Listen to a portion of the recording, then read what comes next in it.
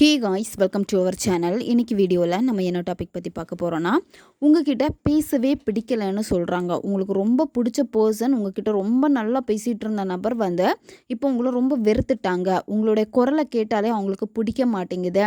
உடனே ஃபோனை வந்து கட் பண்ணிடுறாங்க. மூஞ்சியில் அடித்த மாதிரி பேசுகிறாங்க. எனக்கு உங்ககிட்ட பேச பிடிக்கல, உன்னை பார்த்தாலே பிடிக்கல, உன் வாய்ஸை கேட்டாலே எனக்கு வந்து பிடிக்க மாட்டேங்குது, எரிச்சலாக இருக்குது, இந்த மாதிரியெல்லாம் அவங்க உங்களை ரொம்ப ஹர்ட் பண்ணுற மாதிரி பேசிக்கிட்டே இருக்காங்க அப்படின்னா, இனிமே நீங்கள் இதை மட்டும் செய்யுங்க.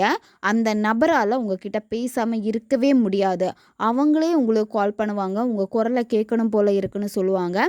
நீங்களே சரி நான் பேசலை வைக்கிறேன்னு சொன்னால் கூட பேசுன்னு சொல்லி கெஞ்சிக்கிட்டே இருப்பாங்க.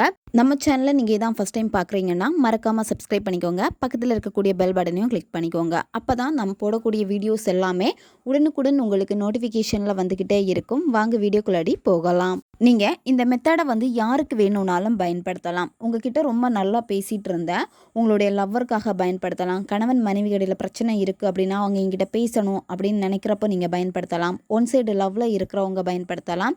அந்த நபர் வந்து இப்போ பேசாமல் இருக்காங்க, அவங்களும் உங்ககிட்ட பேச வைக்கணும், எப்போவுமே உங்களுக்கு கால் பண்ணணும், மெசேஜ் பண்ணணும் அப்படின்னா இதை நீங்கள் தாராளமாக பயன்படுத்திக்கோங்க. உங்களுடைய நண்பர்களுக்காக இதை நீங்கள் செய்யலாம். இப்போ ஆஃபீஸில் ஒன்றா ஒர்க் பண்ணிக்கிட்டு இருக்கீங்க, அங்கே இருக்கக்கூடிய ஹேர் அஃபிஷியல் வந்து சரியாக உங்ககிட்ட பேச மாட்டேங்கிறாங்க அப்படின்னா அவங்களுக்காக செய்யலாம். இந்த மாதிரி யாருக்கு வேணும்னாலும் நீங்கள் பயன்படுத்தலாம். ஆனால் நன்மைக்காக மட்டுமே பயன்படுத்துங்க. இந்த மெத்தடை வந்து நீங்கள் எந்த இடையில ஸ்டார்ட் பண்ணணும் அப்படின்னா, திங்கக்கிழமை அப்படி இல்லைன்னா வியாழக்கிழமையில் நீங்கள் ஸ்டார்ட் பண்ணணும். பௌர்ணமி அன்னைக்கு கூட இந்த மெத்தடை நீங்கள் செய்யலாம். எந்த நேரத்தில் இந்த மெத்தடை நீங்கள் செய்யணும் அப்படின்னா, ஈவினிங் 7 மணியில் இருந்து நைட்டு 11 மணி இந்த இடைப்பட்ட நேரத்துக்குள்ளாடி எப்போ வேணும்னாலும் இதை நீங்கள் செய்யலாம். யாருமே உங்களை டிஸ்டர்ப் பண்ணாத மாதிரி பார்த்துக்கோங்க. எந்த இடத்துல உட்காந்தா நீங்கள் ரொம்ப கம்ஃபர்டபுளாக ஃபீல் பண்ணுவீங்களோ அந்த ஒரு இடத்த வந்து சூஸ் பண்ணிக்கோங்க. உங்களுடைய மொட்டை மாடியாக இருக்கலாம், உங்களுடைய பூஜை ரூமாக இருக்கலாம், தனி ரூமாக இருக்கலாம். யாரும் டிஸ்டர்ப் பண்ணாத மாதிரி பார்த்துக்கோங்க. வெறும் தரையில் உட்காரக்கூடாது, ஏதாச்சும் விரிப்பு போட்டு உட்காந்துக்கோங்க. இந்த மெத்தடை வந்து நீங்கள் செய்கிறப்போ குளிச்சுட்டு பண்ணுறது ரொம்ப ரொம்ப பெஸ்ட்டு. தலைக்கு குளிக்க முடியலை அப்படின்னா உடம்புக்கு குளிச்சுட்டாச்சும் இந்த மெத்தடை நீங்கள் செய்யலாம். பெண்கள் தீட்டு சமயத்தில் இந்த மெத்தடை செய்யலாம். நீங்கள் நான்வெஜ் சாப்பிட்டுட்டும் இந்த மெத்தடை நீங்கள் செய்யலாம். நான்வெஜ் சாப்பிட்டீங்க அப்படின்னா குளிச்சுட்டு நீங்கள் பண்ணுங்கள். உடனே மெத்தடை செய்யாதீங்க. ஒரு 2 hours கழித்து நீங்கள் மெத்தடை செய்யுங்க. அல்லது நீங்கள் மெத்தடை செஞ்சுட்டு அதுக்கப்புறமா நீங்கள் சாப்பிட்டுக்கோங்க.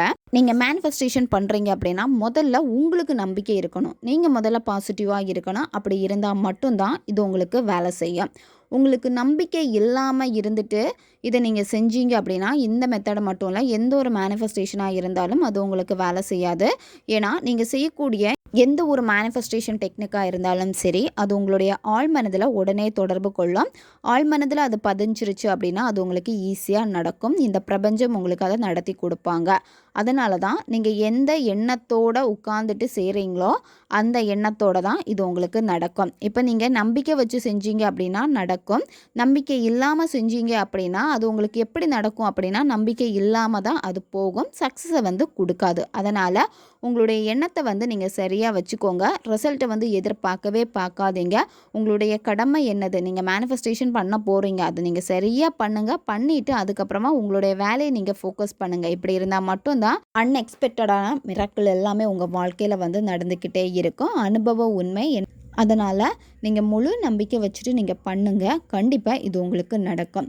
இந்த மெத்தடுக்கு உங்களுக்கு தேவைப்படுறது ஒரு கண்ணாடி கிளாஸ் வந்து தேவைப்படும். கண்ணாடி கிளாஸ் தான் நீங்கள் பயன்படுத்தணும். இந்த கண்ணாடி கிளாஸில் வந்து நார்மல் வாட்டரை வந்து ஃபில் பண்ணிக்கோங்க. சுத்தமான தண்ணியாக இருக்கணும். ஹாட் வாட்டர் நீங்கள் பயன்படுத்தவே கூடாது.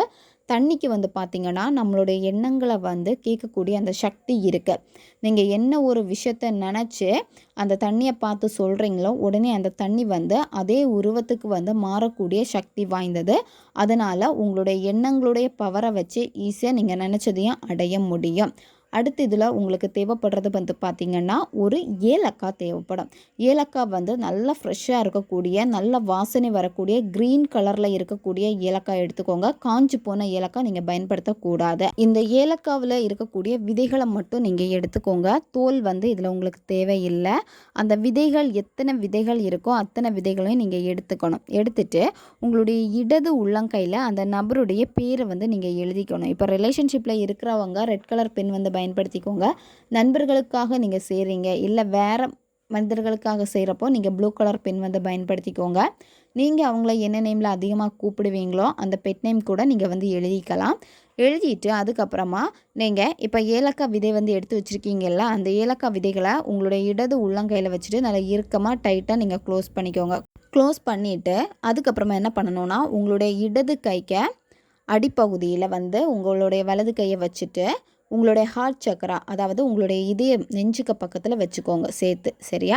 இப்போ நீங்கள் எப்படி சாமி கும்பிடுவீங்களோ அதே மாதிரி தான் வரும். ஆனால் நீங்கள் கைகளை வந்து இறுக்கமாக மூடி வச்சுருக்கீங்க. அதுக்கப்புறமா கண்களை மூடிட்டு அந்த நபருடைய பேரை மட்டும் நீங்கள் சொன்னால் போதும். அந்த நபர் கூட இருந்த நல்ல நல்ல நிகழ்வுகளை நினச்சி பாருங்கள். உங்களுக்காக நிறைய டைம் வந்து ஸ்பெண்ட் பண்ணியிருப்பாங்க. உங்ககிட்ட பேசுகிறப்ப ரொம்ப ஹாப்பியாக இருந்திருப்பாங்க. உங்களை சந்தோஷப்படுத்தி இருப்பாங்க. நல்ல ஒரு சப்போர்ட்டிவான பர்சனாக இருந்திருப்பாங்க. இந்த மாதிரி அந்த நபர்கிட்ட இருந்து நீங்கள் என்ன எதிர்பார்க்குறீங்களோ, எப்படி உங்ககிட்ட அந்த நபர் பேசணும், அன்பாக நடந்துக்கணும்னு நினைக்கிறீங்களோ அந்த விஷயம் எல்லாமே நடந்தால் நீங்கள் எவ்வளோ சந்தோஷப்படுவீங்க. அந்த உணர்வு நிலையோடு நீங்கள் அதை கற்பனை பண்ணிக்கிட்டே அவங்களுடைய பேரை மட்டும் நீங்கள் சொல்லுங்கள்.